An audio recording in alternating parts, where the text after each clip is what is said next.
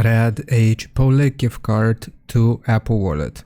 Now for this, we will first need to go into the App Store and you want to search for an app called Pass to EU. This is going to make it possible for us to add Chipotle to our Apple Wallet. You want to get this application that looks like this, Pass to EU Wallet. Just install it and then click on Open. Now here we'll click on the orange plus sign and then apply a pass template. So it's going to show us this. We want to use the search bar in the top right to search for Chipotle. Okay, so from this list you will find the card that looks the most like your rewards card.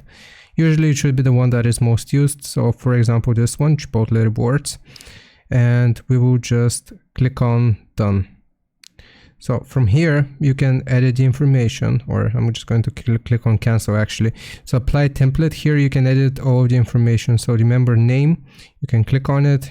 Member ID, here's where you will type out your ID. And then here, if you have a barcode, you can add a barcode as well. So after you're done, you're going to click on Done here in the top right. And then we want to click on Add.